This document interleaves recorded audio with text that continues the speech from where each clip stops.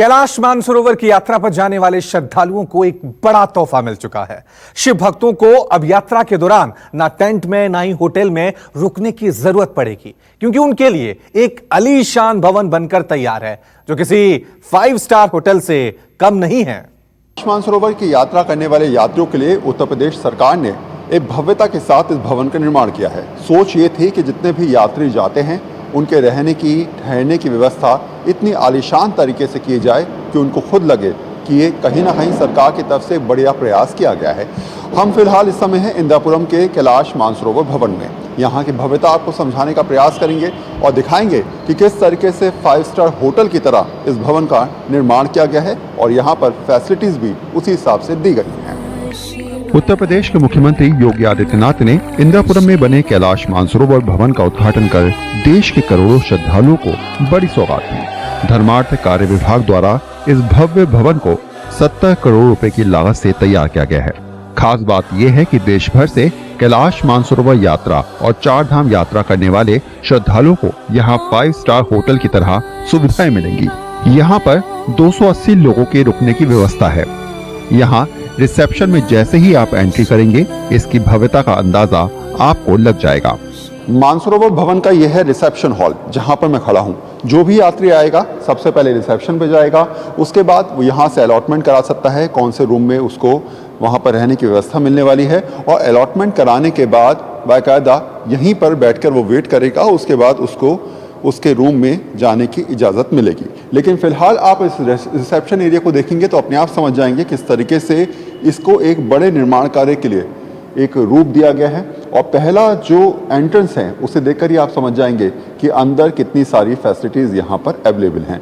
तो मेरे साथ इस समय प्रमोद शुक्ला हैं जो यहाँ पर इंजीनियर हैं और तमाम 2 साल में इनकी देखरेख में लगभग यहाँ पर सब काम हुआ भी है। तो प्रमोद जी, मुझे एक सवाल मेरा यह है कि हम लोगों ने जब एंट्री करी तो रिसेप्शन देखा तो एक अपने आप में लाइटिंग भी यहाँ पर ज़बरदस्त तरीके से है, रिफ्लेक्ट कर रहा है और ऐसा लग रहा है कि किसी हम सरकारी भवन में नहीं, हम तो किसी 5 स्टार होटल में हैं जी। तो क्या ये जब निर्माण कर रहे थे तो सोच ये थी कि भाई एक बड़े निर्माण को जन्म देना है, एक 5 स्टार होटल की तरह इस भवन को बनाना है?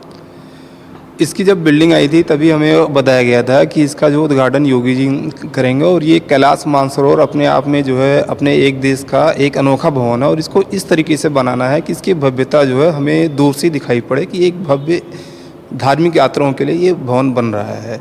उसी हिसाब से इसको डिजाइन किया गया और बनाया गया है। वो लाइटिंग दिखाएं, कितनी ज़बरदस्त तरीके से यहाँ पर लाइटिंग की गई है और जिसका रिफ्लेक्शन अगर आप देखेंगे तो तमाम आसपास के शीशों पर आपको पड़ता हुआ नज़र आ रहा होगा। ये सोच ऐसी थी कि हम जितने भी यात्रियों को यहाँ पर ठहराते हैं वो कम से कम ये समझते नज़र आएँ कि अब जो है वो किसी सरकारी भवन में जाएंगे अगर आप तो व्यवस्था आपको ऐसी मिलेगी मानिए कि आप किसी 5 सितारा होटल में आए हुए हैं। ये प्रतीक्षालय है, यानी कि रिसेप्शन पर जब भी अलॉटमेंट होगा तो उस समय यहाँ पर आकर तमाम यात्री वेट कर सकते हैं। तो उनके बैठने की व्यवस्था यहाँ पर की गई है और उसके बाद अलॉटमेंट के बाद ही वो अपने रूम में जा पाएंगे। एंट्रेंस के ठीक बगल में यहाँ भगवान भोलेनाथ का मंदिर बनाया गया है। यहाँ 4 शिवलिंग कैलाश मानसरोवर से लाकर स्थापित की गई हैं।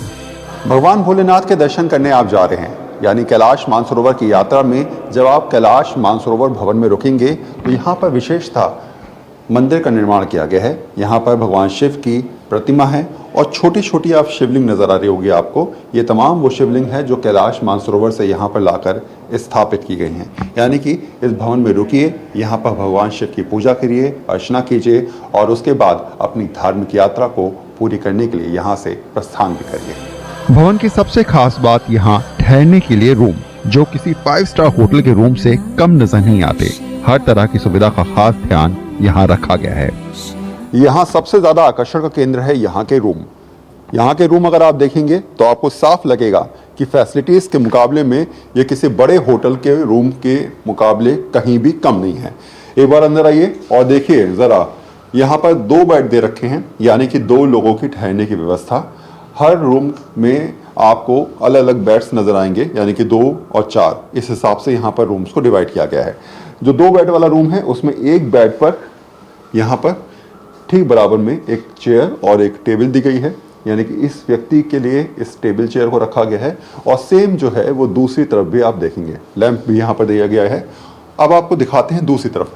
यहाँ पर हर व्यक्ति के लिए, यानी कि 2 लोगों के लिए रूम है, तो ऐसे में एक व्यक्ति के लिए एक अलमारी दी गई है, वो अपने कपड़े यहाँ पर रख सकता है, सामान यहाँ पर रख सकता है, और सेम प्रोसेस जो है वो दूसरे व्यक्ति के लिए। अगर आप देखेंगे फैसिलिटीज़ के हिसाब से, क्योंकि मैं लगातार कह रहा हूँ कि फैसिलिटीज़ के हिसाब से ये किसी 5 स्टार होटल के रूम के बराबर ही है। यहाँ पर बड़ी LED स्क्रीन जो है वो दी गई है, आराम से आप जो है वो बैठकर यहाँ पर भजन कीर्तन सुन सकते हैं, देख सकते हैं, और उसके हिसाब से आप यहाँ पर अपने आप को मनोरंजन भी कर सकते हैं। दूसरी तरफ आपको ले चलते हैं, तो ये देखिए यहाँ पर एक बड़ा सा फ्रिज दिया गया है। आमतौर पे अगर 5 स्टार होटल में आप जाते होंगे तो आपने देखा होगा कि वहाँ पर करीब 130-140 लीटर का छोटा फ्रिज होता है, लेकिन उत्तर प्रदेश सरकार ने 2 लोगों के लिए करीब 190 लीटर का फ्रिज दिया है। तो सोचिए फैसिलिटीज के मुकाबले में ये 5 स्टार होटल के रूम से भी ज़्यादा बेहतर है। बाकी सेम सुविधाएं हैं, गीजर दिया गया है, लेकिन एक सुविधा मैं आपको दिखाता हूँ टॉयलेट के अंदर, वो है यहाँ पर लगा हुआ स्पीकर। जो भी अनाउंसमेंट होगी ग्राउंड फ्लोर से या रिसेप्शन से आसानी से यहाँ पर व्यक्ति सुन सकता है। दूसरी बात ये भी कहा जा रहा है कि 24 घंटे यहाँ पर भजन कीर्तन चलते रहेंगे और उनकी आवाज़ जो है वो रूम्स में जाएगी इन स्पीकर के माध्यम से। तो सोचिए कितनी ज़्यादा फैसिलिटीज़ के हिसाब से ये रूम अपने आप में एक बेहतर नमूना पेश करते हैं। यहाँ बड़ी फैमिली या ज्यादा लोगों के रुकने के लिए 4 बेड वाले रूम भी हैं, जहाँ टीवी, फ्रिज, वाईफाई, हर चीज का खास ध्यान रखा गया है। कैलाश मानसरोवर की यात्रा करने वाले या 4 धाम की यात्रा करने वाले या फिर कांवड़ यात्रा जो लगभग यहाँ पर 2 महीने चलती है, ऐसे में उन तमाम यात्रियों के लिए ये सौगात किसी बड़े तोहफे से कम नहीं है। हमने आपको 2 रूम सेट दिखाया, अब आपको दिखाते हैं कि आखिर 4 रूम सेट कितना ज़्यादा बड़ा है। यहाँ पर 4 बेड लगे हुए हैं, हर बेड पे उसी तरीके से यहाँ पर टेबल दी गई है और फैसिलिटीज़ लगभग सेम है, लेकिन स्पेस देखिए एक बेड में और दूसरे बेड में कितना ज़्यादा यहाँ पर अंतर दिया गया है। स्पेस काफ़ी कुछ दे रखा है। वैसे ही सेम यहाँ पर फैसिलिटीज़ दी गई हैं, हर बेड के साथ एक अलमीरा दी गई है और सोच और कोशिश ये है कि किसी प्रकार की किसी यात्री को दिक्कत ना आए, तो हर यात्री के लिए अलग से व्यवस्था यहाँ पर की गई है। भव्य मानसरोवर भवन में 280 लोगों के रुकने की सुविधा दी गई है। उनके लिए 4 बेड वाले 46 कमरे और डबल बेड वाले 48 कमरों का निर्माण किया गया है। जाहिर है कि पार्किंग का भी खासा ध्यान रखा गया है। बेसमेंट में 85 गाड़ियों के खड़े करने की व्यवस्था है। यहाँ सबसे आकर्षण का केंद्र है मेडिटेशन रूम, जो बाहर की तरफ है। यहाँ से पूरे शहर का नजारा आप देख सकते हैं और साथ में ताजी हवा का आनंद भी श्रद्धालु ले सकते हैं। यात्रियों की हर सुविधा का यहाँ पर ध्यान रखा गया है। ऐसे में यात्रियों के लिए मेडिटेशन हॉल यहाँ पर बनाया गया है। यात्री यहाँ पर आकर ध्यान लगा सकते हैं और कितना अद्भुत तरीके से इसको डिज़ाइन किया गया है, ज़रा आप देखिए। यहाँ पर आपको चारों तरफ बड़े बड़े खंभे नज़र आ रहे होंगे। इसके अलावा खुला आसमान भी आप कह सकते हैं, क्योंकि चारों तरफ से शुद्ध हवा आपको मिल सकती है। यहाँ पर यात्री आराम से रुककर ध्यान लगा सकते हैं सुबह सुबह, और उसमें उनको पूरे गाज़ियाबाद का व्यू भी नज़र आएगा। अगर आप देखेंगे तो ये ऊंचाई पर है, करीब 4था फ्लोर है, और यहाँ पर ऊंचाई पर आसानी से बैठकर ताज़ी हवा में ये लोग ध्यान लगा सकते हैं। सोच ये थी कि ऊपर एक बड़े हॉल में ओपन एरिया में ध्यान केंद्र बनाया जाए। इनकी प्लानिंग थी कि ध्यान केंद्र बनाया जाए, जिससे आने वाले यात्री जो है यहाँ पर बैठ के ध्यान लगा सकें नेचुरल वातावरण में, और शहर का भव्य दृश्य भी देख सकें कि यहाँ से जो है दूर दूर तक जो है खुला आसमान दिखाई देता है, वातावरण कैसा क्या है, और यहाँ की भव्यता भी वो देख सकें गाजियाबाद शहर की। धार्मिक यात्रा के लिए निकले श्रद्धालुओं के लिए यहाँ योगा रूम भी बनाया गया है, जो बिल्डिंग से थोड़ा सा अलग है, क्योंकि इस बात का ध्यान रखा गया है कि योग के दौरान किसी तरह का कोई शोर नहीं हो और लोग शांति के साथ योग कर सके। धार्मिक रूप से जोड़ने के लिए यहाँ पर तमाम सुविधाएं दी गई हैं। आपने मेडिटेशन हॉल भी देखा होगा, यहाँ पर योगा केंद्र भी है। योगा केंद्र को बिल्डिंग से थोड़ा सा अलग रखा गया है, वो इसलिए कि यहाँ पर शांति रहे, किसी प्रकार की कोई आवाज़ ना आए, और इसकी बनावट देखिए किस तरीके से स्क्वायर में इसको बनाया गया है। फुली एयर कंडीशनर है और थोड़ा सा बिल्डिंग से अलग भी है। यहाँ पर आप जब पहुँचेंगे तो आपको अलग प्रकार की शांति महसूस होगी और लगेगा कि आपके आसपास कोई नहीं है, आप अकेले यहाँ पर मौजूद हैं। तो क्या ये सोच थी कि इसको बिल्डिंग से थोड़ा अलग रखा जाए, जिससे जो योग करें उनको आराम मिले, कोई आवाज़ सुनाई ना दे और शांति से बैठ कर वो अपना योग कर सकें। जी बिल्कुल, इसको ऐसा बनाया गया कि आदमी यहाँ पर सुकून से कर सके, उसको कोई तरीके का डिस्टर्बेंस ना हो। इसका डिज़ाइन, इसकी फ्लोरिंग ऐसे बनाया गया है कि आदमी अपना शांतिपूर्वक अपना योगा पर ध्यान केंद्रित कर सके। तो ये कहते हैं ना, यहाँ पर तमाम सुविधाएं भी दी गई हैं, सरलता भी इस बिल्डिंग में आपको नजर आएगी। धार्मिक रूप से इसको जोड़ने का प्रयास भी किया गया है और कोशिश ये की गई है कि आने वाले तमाम यात्रियों के लिए सारी बेहतर सुविधाएं इस बिल्डिंग के अंदर मौजूद रहें। यहाँ की किचन भी पूरी तरह से हाईटेक है। किचन में करीब 1000 से ज्यादा लोगों का खाना आसानी से बन सकता है। यहाँ ठहरने की व्यवस्था भले ही 280 लोगों की हो, लेकिन खाना खाने के लिए और खाने की व्यवस्था के लिए करीब 500 से 1000 आदमी यहाँ पर खा सकता है। उस प्रकार का प्रबंध यहाँ पर किया गया है। तो आप देखेंगे अलग अलग मशीन्स यहाँ पर लगाई गई हैं। उन मशीन्स के बारे में मैं आपको बताता हूँ। सबसे पहले ये है मिल्क बॉयलर मशीन और टी बॉयलर, यानी कि चाय बनाने की मशीन है। और इस मशीन में आसानी से एक बार में करीब 500 से 700 लोगों की चाय बन सकती है। अगर मेरे कैमरामैन थोड़ा सा दिखाएं आपको, तो बड़ी बॉयलर मशीन है और ये मशीन जो है वो एक बार में 500 से 700 लोगों की चाय आसानी से बना देगी।